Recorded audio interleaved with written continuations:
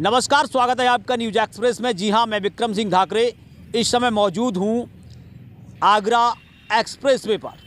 जी हाँ, आपको बता दें कि लगातार सर्दी में इजाफा होता जा रहा है।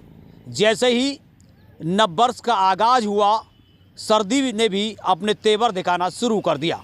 गलन भरी सर्दी है और लगातार सर्दी में इजाफा देखने को मिल रहा है। 2025 की जैसे ही शुरुआत हुई, सर्दी ने भी अपना सितम दिखाना शुरू कर दिया है।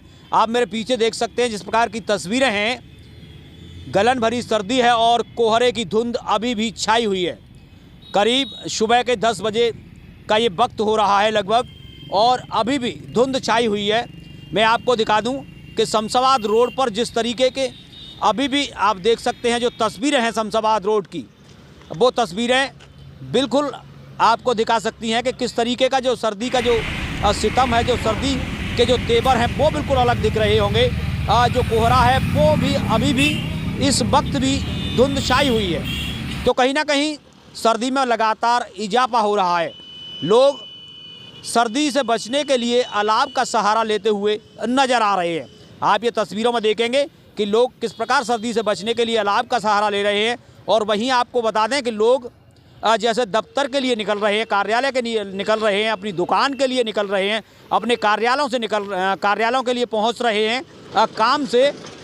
तो आप देख सकते हैं जिस प्रकार से वो वाहनों पर निकल रहे हैं, तो पूरी सुरक्षात्मक तरीके से निकल रहे हैं। लोगों के गले में आप देखेंगे कि मुफलर होगा, कानों से मुफलर बंधा होगा, और बिल्कुल जो इस समय जो सर्दी के जो कपड़े हैं वो बिल्कुल सुरक्षात्मक तरीके से लोग पहनकर उनका इस्तेमाल करके ऐसे में निकल रहे हैं। हाथों में ग्लव्स हैं, तो बिल्कुल सुरक्षात्मक तरीके से ऐसे में आपको ड्राइव करके निकलना होगा। लोई भी उनके शरीर पर इस समय आपको दिखेगी। गर्म कपड़े बिल्कुल ज़रूर आपको दिख रहे होंगे। चेहरे को भी ढांक के इस समय लोग चल रहे हैं, तो ये बहुत ज़रूरी हो जाता है। लोगों का यह भी मानना है कि सर्दी का पड़ना बेहद ज़रूरी है। किसानों की दृष्टि से सर्दी का पड़ना बेहद ज़रूरी है, क्योंकि जो फसल होती है वो सर्दी जैसे जैसे अब बढ़ती जाएगी तो फसल कहीं ना कहीं बेहतर होगी, ऐसा किसानों का मानना है। तो सर्दी का जो सितम है वो आगरा में लगातार बढ़ता हुआ नज़र आ रहा है। अब देखने वाली बात यह होगी कि सर्दी लगातार और बढ़ती है या फिर इस प्रकार ही रहेगी। तो कहीं ना कहीं लोगों का तो ये मानना है कि सर्दी अभी और भी बढ़ेगी। Vikram Singh Dhakre, News express.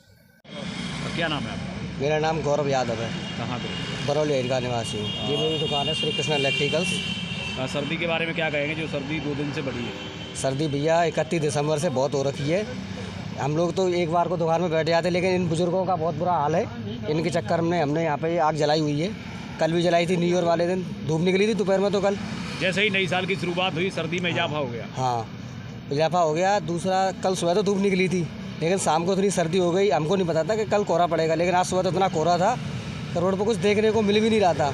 यहाँ पे ये बाबा बैठे हुए थे, ये वाले ये हमारे बुजुर्ग हैं, राठौर साहब हैं। ये रोजाना बैठते हैं, इनकी शॉप है, यहाँ पे बैठते हैं। क्या लगता है सर्दी और बढ़ेगी?